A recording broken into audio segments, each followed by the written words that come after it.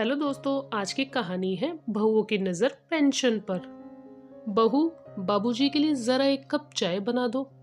माँ जी, सुबह से 2 चाय हो गई है, अब हम खाना बनाने की तैयारी कर रहे हैं, चाय वाय तो ना बनेगी, कहकर दोनों बहुएं अन्नू सीमा काम में लग गई। दोपहर के खाने का वक्त हो गया। रमेश जी बोले, आशा भूख लगी है, खाना लगा दो। जी अभी लगाती हूँ, बोल रसोई में पहुंचकर पतीले और रोटी का डब्बा खोलकर देखा। कुल मिलाकर एक ही व्यक्ति का खाना पड़ा था। उन्होंने तुरंत थाली में लगाकर रमेश जी को परोस दिया। एक पापड़ मिलेगा? जी अभी लाई, बोलकर देखा तो डिब्बे में पापड़ नहीं थे।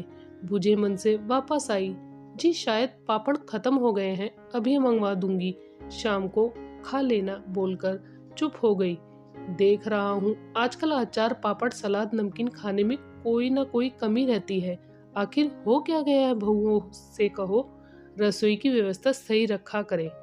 जी आप सही कह रहे हैं, पर बेचारी घर का काम और बच्चों में व्यस्त रहती है, भूल जाती होगी, मैं देख लिया करूंगी।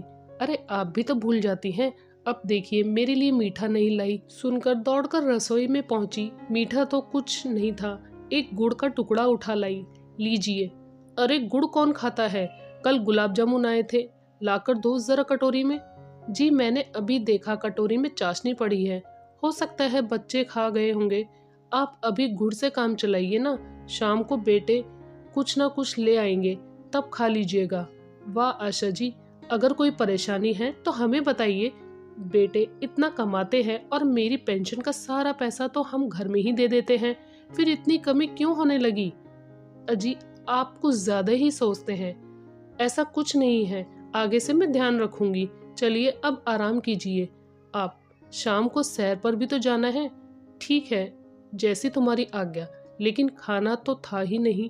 एक रोटी रमेश जी की थाली में बची हुई सब्जी में खाकर पानी पीकर अपने कमरे में आ गई और अतीत की यादों में खो गई। अपने बेटे बहू को प्यार अपनापन देकर आखिर ऐसा कौन सा पाप कर दिया हमने, जो आज इस तरह घर में 2 रोटी खाने को तरस रहे हैं। पूरी उम्र इन बच्चों के पीछे निकाल दी, इन्हें कोई कमी नहीं होने दी। आज वही बच्चे हमसे वास्ता नहीं रखते, ना कभी गलत बोला, फिर सजा क्यों? रमेश जी पोस्ट ऑफिस में क्लर्क थे और आशा जी ने गृहस्थी को बहुत अच्छे से संभाला। तनख्वाह सीमित थी, मगर सास ससुर की दवा सेवा, बच्चों को खाना पहनने शिक्षा में कोई कमी नहीं की। कुछ दिनों बाद लोन लेकर उन्होंने 3 कमरों का मकान बना लिया, ताकि किराए और किराए के मकान की सुविधाओं से फुर्सत मिल सके। ऐसे ही बच्चों को भी लोन पर शिक्षा दिलाई, अच्छे पदों पर स्थापित कर दिया। दोनों बेटों की शादी के बाद दोनों बहुओं को अपनी बेटी बनाकर रखा, कभी किसी प्रकार की कमी नहीं होने दी। कभी भी मायके आने जाने पर रोक टोक नहीं लगाई, बल्कि उनकी सुविधा के लिए पोते पोतियों की देखरेख भी खुद ही करती। आशा जी के राज में दोनों बहुएं घर और बच्चों से बेफिक्र होकर देश विदेश खूब घूमती रही। मगर रमेश जी के रिटायरमेंट और आशा जी के घुटनों के दर्द बढ़ने के बाद बदलने लगे। घर की व्यवस्था ठीक बनी रहे, कोई भेदभाव ना हो, इसलिए रमेश जी ने 1 महीने की पेंशन बड़ी बहू को और 1 महीने की पेंशन छोटी बहू को देने का तय किया। बहुएं पेंशन मिलने के आसपास के दिनों में तो खाने पीने का ख्याल रखती, मगर जैसे ही पेंशन हाथ में आती वे परवाह करना छोड़ देती। अचार पापड़ मिठाई नमकीन सभी चीज के डिब्बों को ताले में बंद कर देती। खाना भी 2 की जगह एक ही व्यक्ति के लायक ही बनाती। बुढ़ापे में भूख ज्यादा ही लगती है, क्या करे? अगर आशा जी सोचे कि अपने हाथों से कुछ बना ले तो रसोई के सारे सामान में ताला देख जाती और पानी पीकर अपने आप को संयमित कर लेती। गलती से अगर रमेश जी बाजार से कुछ खाने पीने का सामान लाते तो कहती, आपको शर्म करनी चाहिए, ऐसे घर में छुप छुप के खाना बुरी बात है। कल को अगर हमने छुपा कर दिया तो आप हम पर इल्जाम नहीं लगाना।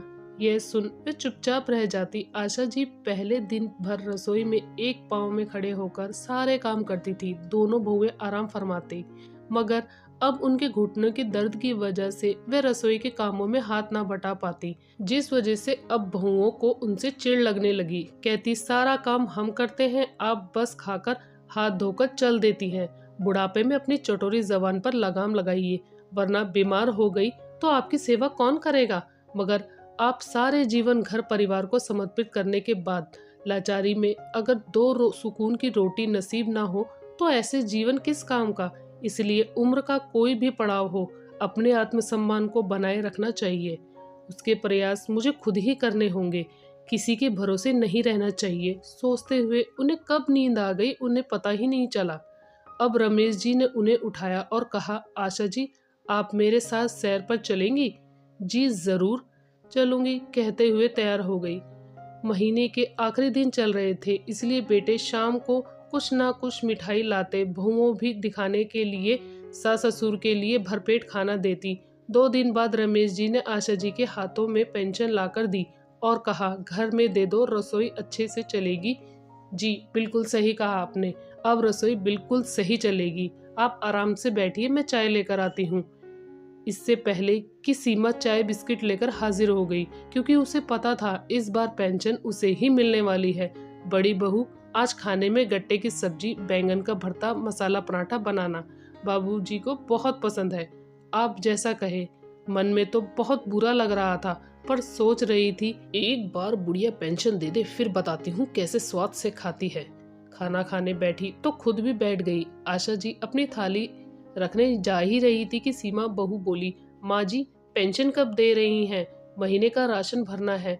हाँ, अभी बाबूजी लाए नहीं हैं, दूंगी तो तुम्हें ही, इतनी जल्दी भी क्या है। अच्छा एक काम करो, शाम में अन्नू से कहो पालक पनीर और पुलाव बना ले। जी माँ जी, जैसा आप ठीक समझे। ऐसे ही करते करते 5 दिन निकल गए। पेंशन ना मिलने पर सीमा शाम में खाने के बाद सबके सामने बोली, माँ जी, पेंशन दे दीजिए, यूँ बिना पैसे के मुझसे रसोई तो नहीं चलेगी।